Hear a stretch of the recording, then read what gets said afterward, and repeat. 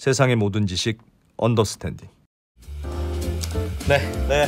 세상에서 가장 불행한 요일인 월요일이 시작됐습니다. 너무 서글픕니다. 네. 그리고 직장 다니는 분들, 피고용인만 월요일이 싫은 줄 알았더니 네. 사장님들도 월요일이 싫대요. 월요일을 누가 만든 겁니까 대체 월요일을? 그러니까. 그러나 슬픕니다. 월요일이라. 다 나쁜데 유일한 장점이 하나 있죠, 월요일이. 네. 언더스탠딩을 언더스탠딩이 시작됩니다. 네. 앞으로 5일 내내 또 언더스탠딩을 볼 수 있는. 네. 어찌 보면 월요일이 주는 유일한 축복이 아닌가 네. 싶습니다. 월요일. 그나마 뭐 그게 엄청난 위안이 될 것 솔직히 같습니다. 뭐 아주 엄청난 위안은 아닙니다만. 네. 뭐 여러분들 뭐 이거 말고는 뭐 또 있습니까 그럼? 딴 거 없으니까 월드컵이 지금. 있잖아요 요즘. 그것도 뭐 이제 네. 다 똑같아 보이고. 예. 그래서 네. 월드컵 이제 비겨가지고. 네. 별 대안이 없어서 예. 저희들 앞에 모여 계신 여러분 감사합니다. 심심한 위로의 말씀을 보냅니다. 네. 뭐 어쩌겠습니까? 정부 치고 살아야지. 저희라고 또 뭐 여러분들이 뭐 다 마음에 들겠어. 네. 네. 방금 멘트는 없었던 걸로. 네. 네. 저희는 여러분들을 아주 사랑합니다. 예. 오늘은 아주 심각한 얘기를 하나 할 건데요. 네. 엄마랑 아빠가 한 판 붙었답니다. 예. 아빠가 화내는 것도 짜증나 죽겠는데 네. 엄마도 짜증내. 엄마가 아빠랑 한 판 붙으면서 네. 우리는 집안 어떻게 해요? 분위기는 더 안 좋아지고 있습니다. 그러니까요. 유럽에서도 미국 같은 IRA, 뭐 미국의 이런- IRA가 Made in USA만 쓰자는 거 아니야, 솔직히. 네. 유럽은 뭐 좋아 그러면 우리도 우리도 메이드 인 그래, 유럽만 해. 그래. 우리는 어쩌냐고. 그래서 우리는 어쩌냐고. 네. 좀 그런 상황인데 자세하게 어떤 상황인지 예. 그것도 좀 전해드리겠습니다. 네. 2교시에는 네. 그 장순원 기자님이 나오셔서 네. 둔촌주공 업데이트. 오랜만에 또 둔촌주공 얘기를 하신다고. 야, 한동안 정말. 조용했는데 예. 둔촌주공 또 어떤 소식이 업데이트까지. 있는지 네. 거기가 그 서로 그렇게 바짝 붙어 있다네요. 주방뷰라면서? 주방문 딱 열면 또 남의 집 보이고 막 그렇긴 한데요. 네. 그래서 그 뭐 어느 정도인지 아예 못 살 곳인지 또 한번 들어보겠습니다. 네. 잠시만요. 예. 욕할 뻔했어. 욕하는 분위기였는데. 와. 갑자기 들어오면 어떡합니까? 네. 자. 김상훈 기자님 빼어난 외모 때문에 실력이 가리는 분 네. 이프로바 동병상련인 분 모시겠습니다. 어서 오세요. 네, 안녕하세요. 김상훈입니다. 네. 다름이 아니라 썸네일 제목을 제가 떨어야 한다는 이유로 적었더니 떨어져야 하는 이유라고 받아들이신 분이 있는 것 같긴 아닙니다. 한데 그런 거 아닙니다. 그런 거 절대 썸네일 아닙니다. 연차 좀 힘들다. 부들부들 떤다. 뭐 그런 아무튼 거죠. 아까 소개해 주신 것처럼 우리가 좋아하는 싸움 구경이죠. 네.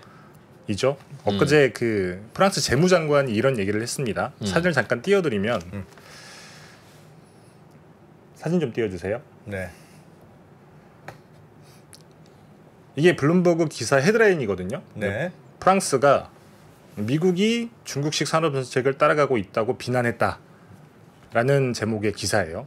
구체적인 워딩을 보면 중국이 오래전 자국산 제품에만 배타적으로 막대한 보조금을 주면서 이런 세계화 정책을 폈는데 이제 우리 눈앞에서 미국이 자국 땅에서 산업 능력을 키우기 위해서 이런 정책을 펴고 있다. 중국식 산업 보호주의를 맞습니다. 미국도 똑같은 놈이다. 미국이 한다라고 그쵸. 프랑스가 비난한다는 거죠. 네가 하는 꼴이 딱 중국이다. 그리고 프랑스가 비난을 했는데 맞는 얘기죠 사실. 프랑스도 옛날에 그랬어요. 중상주의라고 해서 뭐 그렇죠. 왕이 밀어주고 막 그랬어요. 본인들도 했던 거긴 한데 옛날 얘기입니다만. 네. 뭐 여튼 아까 말씀드렸던 바이 아메리카 법이나 혹은 IRA 인플레이션 간축법 같은 경우에도 네. 이제 자국산에게만 보조금을 주겠다는 건데 예전에 그 현대기아차가 중국의 전기차를 팔 때 보조금 못 받았던 이유가 니네는 중국산 배터리를 쓰지 않았기 때문에 우리가 보조금 주지 않는다.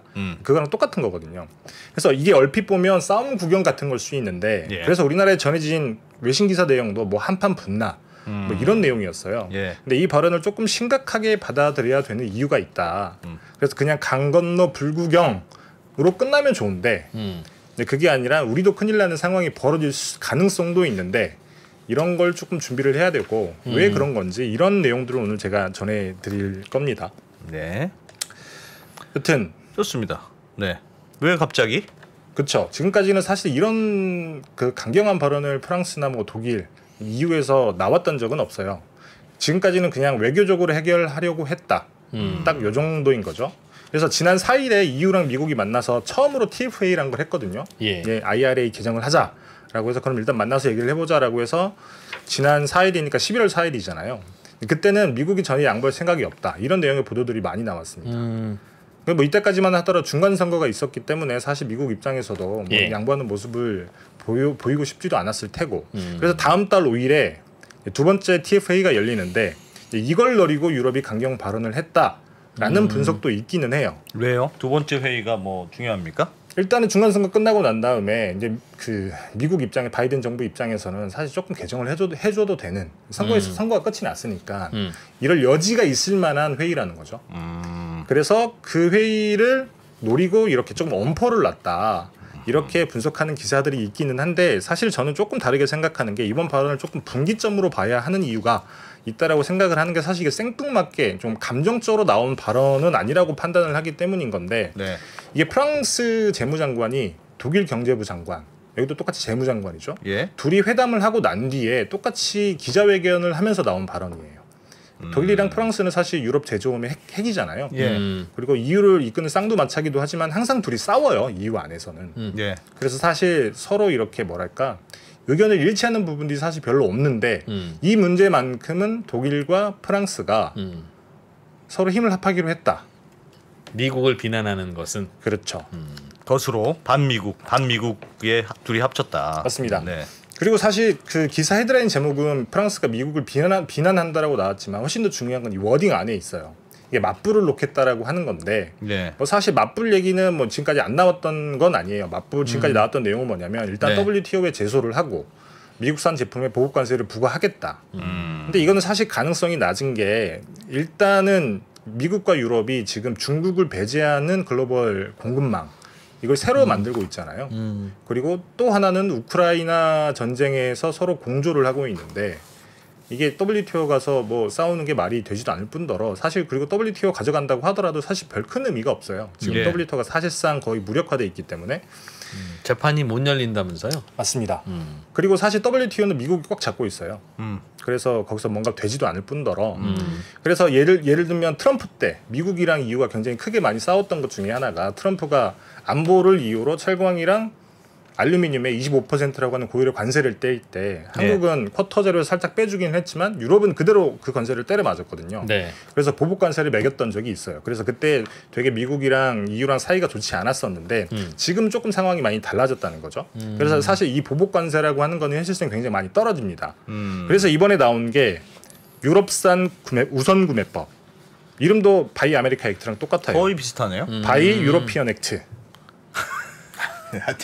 우리도 만듭시다. 바이코리아 액트. 어? 그래서 IRA 이전에 바이 아메리카 법이라고 하는 게 예. 2천억 달러라고 하는 예산을 우리가 들여서 예. 인프라를 대대적으로 확충을 할 건데 이 인프라 이 예산이 들어가는 프로젝트에는 무조건 미국산을 써야 된다라고 하는 법이잖아요. 예. 그런 다음에 IRA가 나왔고 IRA는 이 친환경 부문에 3,623억 달러 조금 넘게 우리가 세액 공제 방식으로 보조금을 줄 테니까 다 들어와서 국내에서 생산을 해라. 미국산에만 주는 거니까 이 법인 건데 똑같은 법인 거죠. 유럽도 유럽산에만 준다고? 그렇죠. 그러니까 유럽산 우선구매법이라고 하는 게 여기 예. 하나가 더 붙어요. 이미 EU 집행위 내부에서 그 논의가 되고 있는 것 중에 하나가 유럽 주권 기금이라는 게 있어요. 네. 이게 뭐냐면 똑같이 유럽산 제품들에게 보조금을 주는 기금을 만들어야 된다. 네. 그래서 이거랑 유러피언 바이 유러피언 액트 이게 합해지면 IRA랑 똑같은 게 되는 거죠. 어떡하냐? 그러니까 자기네 시장 좀 크면 네. 여기 와서 팔지만 말고 여기 와서 세금도 내고 고용도 해. 우리 거 사다가 만들어. 여기서 공장 지어서 팔아. 그런 맞습니다. 거잖아요. 그렇죠. 그러니 우리처럼 가서 팔기만 하고 오는 사람들은 그럼 유럽에도 공장 짓고 미국에도 공장 짓고 그래야 됩니까? 두 배로 그런 거죠. 한국에 공장 크게 하나 지으면 다 해결될 일을 공장을 또 나눠야 되니까 그렇죠. 지금까지는 사실 한국이라고 하는 나라가 FTA를 많이 맺었던 이유 중에 하나가 예. 한국에 만들어서 관세 협정을 맺어가지고 관세를 낮추면 거기 네. 나가서 팔 수 있으니까. 그래서 굉장히 많은 국가들이랑 FTA를 맺었는데 이게 다 어떻게 보면 무용지물이 되는 상황? 똑같이 벌어지고 있는 거죠. 그러게요. 약간 협상용으로 생각할 수는 없어요? 예를 들면 중국이 아니 미국이 미국 것만 써. 네. 아니면 미국의 공장 져야지만 우리 땅에서 팔 수 있어. 나오니까 그러면 우리도 그렇게 그럼 서로 약간 타격이 있으니까 네. 그러지 말고 그럼 뭐 그러다가 둘 다 안 하는 걸로 하면 둘- 제일 좋은데. 둘 다 그냥 좀 완화해서 할까? 뭐 이렇게는 안 됩니까? 사실 그렇게 생각하면 저희한테는 베스트 시나리오죠. 예. 근데 사실 그럴 가능성이 없다라고 제가 몇 가지 근거를 말씀을 드릴 텐데 없다고요?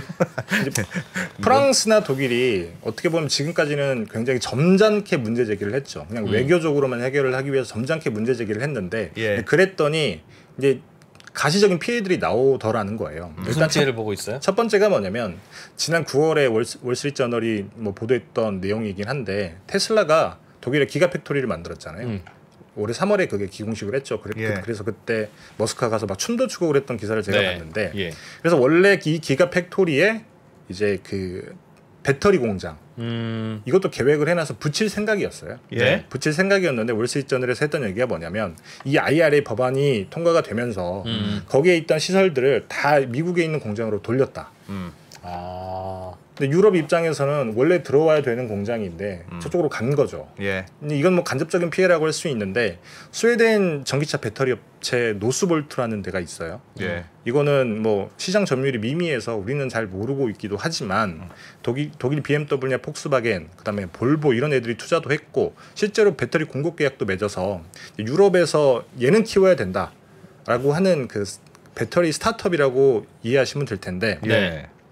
여기가 지금 스웨덴에 공장을 돌리고 있습니다. 예. 그리고 그 다음에 두 번째 공장을 독일에 만들려고 했어요. 이게 스웨덴의 LG 에너지 솔루션 같은 회사라는 거죠? 맞습니다. 예. 뭐 LG 엔솔처럼 제도권에 올라와 있는 기업은 아니긴 하지만 여튼 열심히 하려고 하는 배터리 업체인데 네. 예. 그래서 그때 독일이 우리가 지원금 2천억 원 정도를 줄 테니까 여기에 공장을 지어라라고 해서 그래 알겠다 짓겠다라고 유치를 한 건데 네. 이거 최근에 말을 바꾼 거예요. 누가요? 이 회사가? 그렇죠. 아예 안 짓겠다는 아닌데 네. 계획을 조금 보류하겠다 이걸 논의하고 있다. 아 독일에 이렇게 얘기를 짓겠다고 하고. 했다가 그렇죠. 아. 그 대신에 미국의 공장을 확충을 하겠다. 아 그럼 독일 입장에서 진짜 화나겠네. 하나죠. 그래서 미국의 공장을 지으면 IRA로 한 6에서 8억 달러? 한국 돈은 한 1조 정도 1조 되죠. 가까이도 받을 수 있으니. 그렇죠. 그래서 2천억을 받을래 너 1조를 받을래 하면 1조로 받죠. 그렇죠. 예. 그리고 이미 스웨덴에 공장이 있으니까 유럽 거는 뭐 커버할 수 있겠다라고 생각을 할 수도 있는 거고. 그래서 당연히 돈을 많이 주는 대로 갈 수밖에 없는데 네. 그때 그 노스볼트 CEO가 인터뷰에서 이런 얘기를 합니다. 미국의 공장을 두고 배터리를 만들면 생산 비용을 다른 지역에서 만들 때보다 30에서 40%나 절감할 수 있다고. 왜요? 보조금 때문에. 아 보조금 때문에. 그렇죠. 그리고 또 하나가 있는데 이거는 조금 그 IRA랑 다른 거긴 하지만 지난번에 제가 한번 그 유럽이 전기 요금이 너무 올라서 그다음에 천연가스 가격이 너무 올라서 제조업들 경쟁력이 많이 떨어진다는 얘기를 한번 드린 적이 있잖아요. 네. 노스볼트도 똑같은 얘기를 했어요. 전기 요금이 지난 1년 새에 한 2배 넘게 올랐다. 아 유럽은 공장 짓기 너무 힘들다. 공장 돌리기가 너무 돌리기가 힘들다. 너무 예. 힘들다. 상대적으로 미국은 훨씬 전기 요금이 싸니까 우리 그래서 그쪽에 공장을 확충을 하는 거다라는 그런 얘기를 합니다. 그리고 폭스바겐 같은 경우에도 뭐 여기는 뭐 독일 기업이니까 예. 여튼 그럼에도 불구하고 IRA 때문에 미국의 공장을 증설하겠다 이렇게 얘기를 하고 있고 근데 이런 피해가 가시적으로 나오니까 사실 EU 입장에서는 이제는 그냥 가만두고 보면 안 되겠구나. 그리고 IRA가 당장 내년에 시행이잖아요. 얼마 안 남았는데 그리고 네. 두 번째 TFA가 회의가 있으니 어쨌든 조금이라도 강경한 발언을 해서 이걸 개정을 하든지 개정이 안 되면 우리가 스스로 자구책을 만들어야 되는 상황에 놓인 거죠. 야 근데 진짜 그 큰일이네요. 원래는 그랬잖아요. 그러니까 미국이랑 중국이 사이가 안 좋아지면서 세계는 앞으로 중국이랑 친한 나라들과 미국이랑 친한 나라들로 양분될 것이다. 네. 그래서 우리는 그래도 미국이랑 친한 나라에 속하니까 여기서 어떻게 잘 살아보자. 뭐 이런 대안들이 나오고 있었던 건데 네. 미국 진영에서도 거기서 미국 유럽도 싸우고 야 이건 굉장히 큰일인 것 같은데요. 그래서 뭐 조금 뭐랄까 이거를 그냥 둘이 진짜 정말 싸우고 있느냐, 예. 진짜 이렇게 봐야 되느냐도 조금 저는 자세히 볼 필요가 있다라고 생각을 하는 게 예. 일단 먼저 말씀을 드릴 게 그러면 EU가 이렇게 좀 강경하게 맞대응을 한다고 미국이 바꿔줄 거냐? 이제 그거는 저는 조금 아니라고 생각을 해요. 가능성이 예. 낮다고. 이건 순전히 저의 추정이라서 네. 확실하다고 말씀을 드릴 수는 없고 실제로 회의가 끝나서 서로 협의를 해봐야 결론이 나오는 문제니까 일단 그 이유는 뭐냐면 그 EU를 만약에 예외로 해주게 되면 법을 개정을 해서 EU는 네. 예외다 이렇게 해주게 되면 일본도 예외로 해줘야 돼요. 한국도 당연히 예외를 해줘야겠죠. 더더군다나 한국 같은 경우는 FTA를 맺어놨잖아요. 예. 이 FTA는 법입니다. 법. 그게 국회에서 발의를 하는 거잖아요. 예. 그래서 훨씬 더 우리한테 명분이 있는 거죠. 근데 미국 입장에서는 EU 빼고 그 다음에 일본 빼고 한국을 빼면 네. 미국에 와서 공장 지을 때가 공장 지을 때가 기업들이 뭐 없는 있냐. 그렇죠. 그래서 만약에 미국 입장에서는 EU랑 해야 될 일이 많이 있으니 우리가 개정해서 빼줄게. 이렇게 되면 다 빠지게 되는 상황에 빠질 수밖에 없는 거고. 그리고 사실 정치적 구도상으로 봐도 그때 우리 최진영 박사님께서 나와서 그런 말씀을 하셨잖아요. 예. 사실 중간 선거가 이미 바이든이 사실상 승리했다고 봐야 되고 공화당 입장에서도 이미 떠나간 버스 뭐하러 다시 끌고 오냐. 그리고 자기네들이 강세인 지역한테도 굳이 이득인 법인데 그래서 사실상 개정이 쉽지 않을 거다라는 말씀을 하신 적이 있는데 네. 그렇기 때문에 미국 입장에서도 사실 이걸 개정해줄 큰 필요성이 없는 거죠. 그리고 뭐 유럽 입장에서 만약에 보복 관세도 쉽지 않고 IRA 개정이 안 된다고 하면 결국에는 그 바이 유러피언 액트를 만들긴 할 텐데 그러면 이게 유럽한테 나쁜 거냐? 그건 아니라고 볼 수 있다는 거죠. 왜냐하면 어차피 미국 기업들은 갈 텐데 미국 기업들이 미국에 공장을 지을 텐데 그러면 우리가 바이 유러피언 액트라고 하는 걸 만들면 미국 기업들도 여기 공장을 지어야 되잖아요. 예. 뭐 그러겠죠. 그러면 뭐 BMW, 폭스바겐, 벤츠가 미국에 공장을 지었다. 그다음에 뭐 노스볼트도 공장을 지었다. 그러면 똑같이 미국에 있는 배터리 기업, 자동차 기업도 여기도 공장을 지어야 된단 말이에요. 예. 그러면 서로 둘은 주고받는 거예요.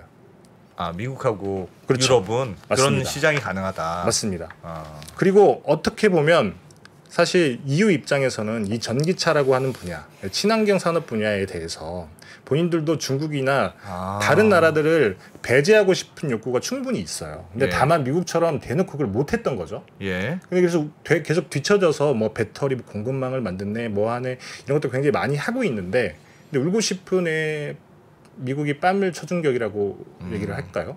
그러니까 본인들한테 명분이 생긴 거잖아요. 아, 우리가 실제로 피해를 받고 있으니 우리도 미국 너네처럼 이런 법을 만들 거야라고 하면 명분이 생기죠. 그러면 EU랑 그 북미 시장에서 어차피 중국은 배제가 될 테니까. 예. 그러면 우리나라나 일본 같은 나라가 배제가 되는 상황이 벌어지게 되면 EU 입장에서는 사실 좋다. 좋은 상황이 만들어지게 될 수도 있다는 거죠. 아, 우리 어떻게 해? 그러니까 우리만 큰일이네. 그런 우리는, 거죠. 우리는 그러니까 미국에다 팔아도 보조금 못 받고 네. 그 바이 아메리카 법 때문에 네. 유럽에다 팔아도 유럽에다 팔면 지금까지는 보조금 받았는데 이제는 또 못 받는 거잖아요. 그렇죠. 예. 만약에 그렇게 된다고 하면 예. 그래서 그럼 사실 양쪽에다가 공장 세워야지 어떻게 해요? 사실 미국보다 더 조금 시간의 문제겠지만 더 큰 상황이라고 볼 수 있는 게 사진을 잠깐 보여드리면 사진 하나만 띄워주세요. 예. 이게 한국의 전기차 5대 수출국입니다. 단일 국가로는 당연히 미국이 제일 많기는 해요. 예. 그다음에 독일, 영국, 그다음에 프랑스, 독일이죠. 노르웨이네. 다 유럽이잖아. 영국의 EU는 아니지만 그래서 EU 국가들 합하면 네. 독일이랑 프랑스, 노르웨이만 합해도 야, 우리 47억 8천만 달러, 한 4배 정도가 돼요. 예. 그래서 만약에 유럽판 IRA가 현실화한다. 그러면 미국 IRA보다 훨씬 더 타격이 클 수 있다는 거죠. 어떡하죠? 그리고 실제로 아까 말씀드렸던 상황이 벌어지게 되면 예. 그 전기차가 가장 많이 팔리는 데가 중국인데요. 중국은 이미 우리나라는 그 뭐 거의 힘을 못 쓰고 있잖아요. 예. 두 번째가 유럽, 세 번째가 미국. 그러면 미국 시장은 IRA 때문에 당장 내년부터 전기차 팔기가 쉽지 않아지고 예. 유럽에서도 만약에 IRA가 안 된다라고 하면 유럽 시장도 사실상 힘을 못 쓰게 될 수도 있고 그러면 전 세계 1, 2, 3위 시장에서 힘을 못 쓰게 된다. 그럼 현대기아차는 전기차를 국내에서만 팔아야 되는 거예요. 물론 거기서 팔 수는 있긴 하지만 보조금을 보조 못 못 받게 받으면 되면 뭐 사실상 큰 의미가 없으니까. 그럼 어떻게 해야 됩니까? 큰일이네. 어떻게 해야 돼요? 저 아무도 나한테도 봐.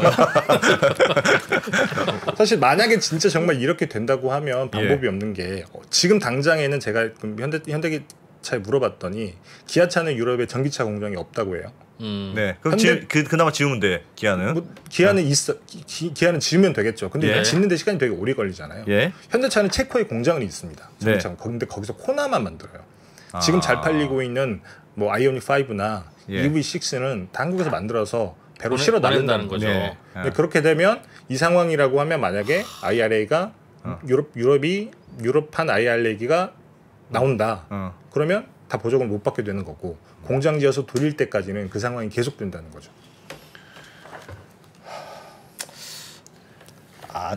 그냥 화만 내고 프랑스하고 독일이 그럼 막 화만 내고 말 가능성은 높지 않다고 보십니까?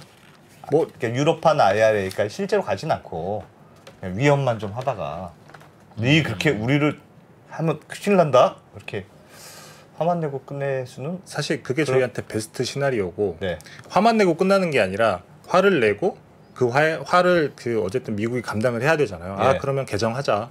우리 뭐 중간 선거도 이기고 했으니 조금 예외로 두지. 우린 중국만 배제하면 돼. 이렇게 생각을 해서 IRA가 개정이 되면 네. 그게 베스트 시나리오고 두 번째는 그러면 유럽이 그냥 감내를 하고 우리 패 감내할게. 그래도 우리는 미국 너네한테 중국 같다라고 욕은 했기 때문에 우리는 그렇게는 하지 않을래. 이렇게 화만 내고 끝나면 그래도 조금 낫고. 근데 저는 그럴 가능성이 조금 낮다라고 생각을 하는 게 아까 말씀드렸다시피 냉정하게 판을 보게 되면 사실 유럽 입장에서는 그런 거죠. 뭐랄까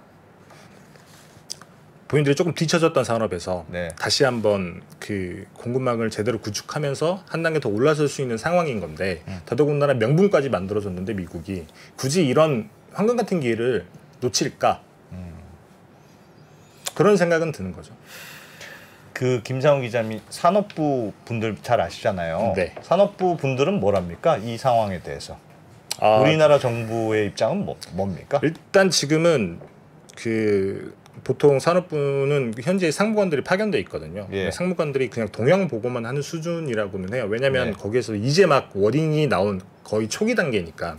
그래서 실제로 이 법이 실행이 될지 안 될지는 사실 누구도 모르는 거잖아요. EU 안에서도 굉장히 많은 논의를 해야 되고 그리고 EU는 논의 시간이 굉장히 긴 나라이기도 하니까 이게 단기간에 그 법안이 만들어지고 실행이 될 것 같지는 않은데 그럼에도 불구하고 좀 예의주시를 해야 되는 이유가 진짜 정말 상황을 보게 되면 그렇게 흘러갈 수가 있기 때문에 그냥 예의주시하고 있다.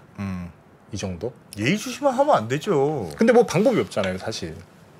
지금 당장 법을 하겠다라는 입법 활동을 네. 하고 있는 건 아니니까. 예. 그래서 뭐 이 동향을 파악하는 것 정도? 그 다음에는 사실 현대차가 준비를 해야 되는 걸 텐데 예. 현대차 같은 경우에는 EU가 저렇게까지 세게 나왔으니 미국이랑 조금 합의를 하지 않겠냐.